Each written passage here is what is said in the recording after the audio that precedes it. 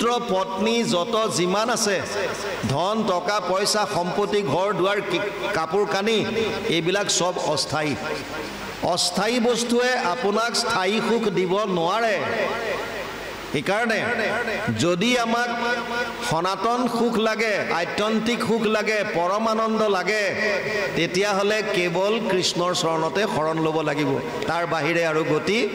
নাই এতিয়া যি কি নহওক ইয়ালৈকে গৈছে ইয়ালৈকে আমি পালো যে ভগৱান কৃষ্ণই যেতিয়া পৃথিৱীত অত্যাচাৰ বাঢ়ি যায় তেতিয়া প্ৰভু ভগৱন্ত অৱতাৰ লয় এটা বস্তু ইয়াতো বুজি লওক যে অৱতাৰ বুলি কিয় কয় আমাৰ বিলাক লৰা ছোৱালী হলে জন্ম বুলি কয় যিমান বিলাক আছে জন্ম বুলিহে কয় তে ভগৱান যেতিয়া আহে অৱতাৰ বুলি কিয় কয় ইয়াৰ কিবা এটাতো কাৰণ থাকিব লাগিব এজন মানুহ এটা ঠেক বাটেৰে গৈ আছে জংঘলৰ মাজত লুংলুঙিয়া এটা বাটেৰে অন্ধকাৰ আৰু তেওঁ গৈ থাকোতে হঠাৎ গাত এটাত সোমাই গ'ল বিৰাট দ এটা হিউম পাইপ পোটাৰ দৰে দ গাত এটাত সোমাই গ'ল গাতটোৰ পৰা এতিয়া ওলাব পৰা নাই আৰু ওলাব নোৱাৰাৰ কাৰণে জোৰত জোৰত চিঞৰি আছে বচাওক বচাওক বচাওক উপায় নাই মানুহজন নিজে ওলাব পৰা নাই তেনেকুৱাতে সেইফালেদি বেলেগ এজন মানুহ গৈছে হাতত পোহৰ আছে আৰু তেওঁ কাৰোবাৰ আৰ্তনাদ শুনিছে চিঞৰা শুনিছে তেওঁ ধৰি লওক হাতত টৰ্চ লাইট আছে টৰ্চ মাৰি চালে দেখিছে গাতত মানুহ এটা পৰি আছে এটা পিছৰ মানুহজনে যদি ইচ্ছা কৰে নিজে গাতটোত নামিব নামি ইয়াক উঠাব তাৰ কাৰণে সাধন বনাই ল'ব জখলা ল'ব বাঁহৰ কিবা লগাব নিজে ইচ্ছা কৰে যদি তেতিয়া তেওঁ নিজে অৱতৰিত হৈ এই তলত চিঞৰি থকা মানুহজনক উদ্ধাৰ কৰি আনিব পাৰে আৰু ইচ্ছা নকৰিলে তেওঁ নানামিবও পাৰে চিঞৰি আছো চিঞৰি থাক মোৰ কি আহে যায় যদি তেওঁ নিজে অৱতৰিত হয় আৰু যদি এই আৰ্তনাদ কৰি থকা মানুহজনক উদ্ধাৰ কৰে এই নিজে অৱতৰিত হোৱাজনকে ভগৱান বুলি কৈছে তেওঁৰ ইচ্ছামতে পৃথিৱীলৈ আহে অৱতৰিত হয় কাৰণে অৱতাৰ বুলি কৈছে আৰু আমি বিলাক এই আগৰটো যিটো গৈ থাকোতে হঠাৎ সোমাই গ'লো কিয় আমাৰ যিটো জুনি পাওঁ সেই জুনিটো কৰ্মৰ সূত্ৰৰ দ্বাৰা পাওঁ আপুনি মই যিমানবিলাক কৰ্ম কৰি আছো এই কৰ্মবিলাকৰ বিপৰীতে একোটাকৈ ফল জমা হৈ থাকে অনিষ্টম ইষ্টম মিশ্ৰম চ ত্ৰিবিধা কৰ্মনা ফলম অষ্টাদশ অধ্যায় 12 নম্বৰ শ্লোক গীতাত লিখা আছে তিনি ধৰণৰ ফল আছে এটা ভাল এটা বেয়া এটা মিশ্ৰিত আমি যিমানবাৰ মানুহ হৈ আহিছো সিমানবাৰ যিমান কৰ্ম কৰিছো এই কৰ্মৰ ফলবিলাক প্ৰত্যেকটো জীৱৰ এগেইনষ্টত সব লিখা আছে সেই বস্তুটোকে সঞ্চিত কৰ্ম বুলি কয় মানে সঞ্চয় হৈ আছে আজিকালি সঞ্চয় গোট যেনেকৈ আছে টকা মাহিলি জমা কৰে হেতু সঞ্চয়ত আমাৰ জীৱৰ প্ৰতিটো মুহূৰ্তৰ কৰ্ম অকল যে বাহ্যিক কৰ্মটো কৰে তেনেকুৱা নহয় মনত কি ভাবি আছে এইটো নোট হয় কাৰণ উপদ্ৰষ্টা অনুমন্তা চ ভৰ্তা ভোক্তা মহেশ্বৰ পৰমাত্মা ইতি চাপ্যুক্ত দেহে অস্মিন পুৰুষ পৰ ত্ৰয়োদশ অধ্যায় 22 নম্বৰ শ্লোক গীতাত কৈছে হে অৰ্জুন মই অন্তৰ্যামী ৰূপে সমস্ত জীৱৰ ভিতৰত আছো সাক্ষী ৰূপে গতিকে আপুনি বাহিৰত কি কৰিছে এইটো পিছৰ কথা ভিতৰত ভাবি কি আছে হেতু আপোনাৰ নোট হৈ আছে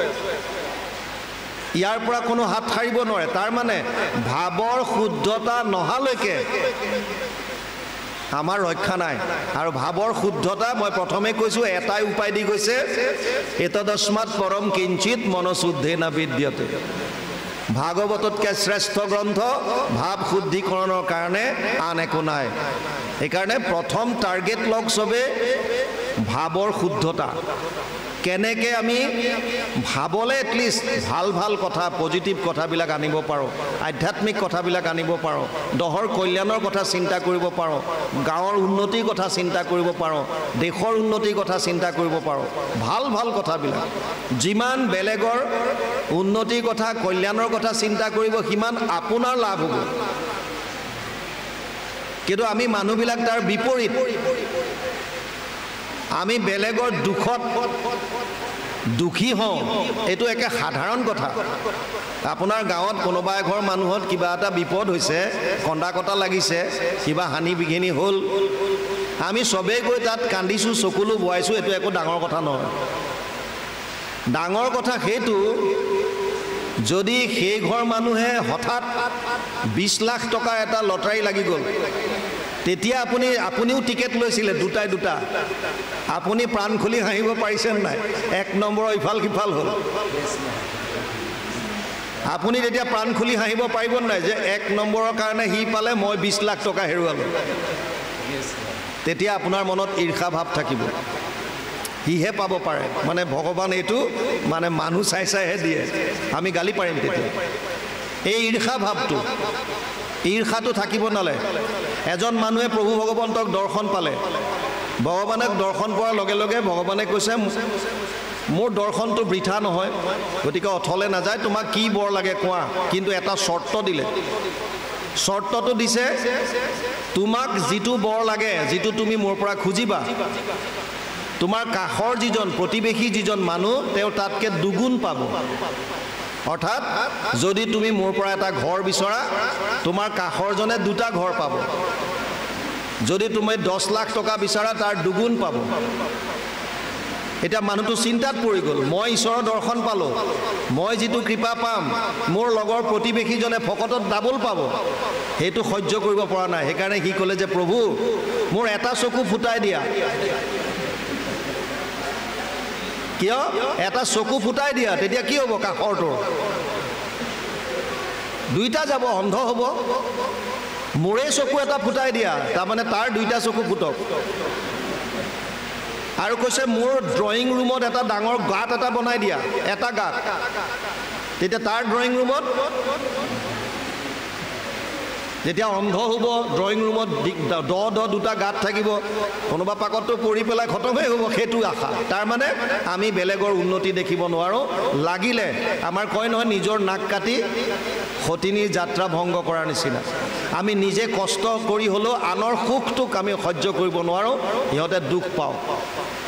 এই ঈৰ্ষাবিলাক বাদ দিব লাগিব। এতিয়া ভগৱান কৃষ্ণই অৱতাৰ তেতিয়ালৈ যেতিয়া কোনোবা বিপদত পৰি তেওঁক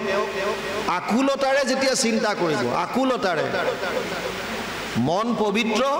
আৰু পবিত্ৰ হৈ আপুনি যেতিয়া চকু পানী বোৱাব কৃষ্ণৰ নামত, প্ৰভু ভগৱন্তৰ নাম শুনিলে যেতিয়া হাতৰ নোম ডাল দিব, চকুৰে যেতিয়া চকু পানী বব, তেতিয়া গম পাব যে মই ভক্তি মাৰ্গত সঁচাকৈ আগবাঢ়িব পাৰিছোঁ।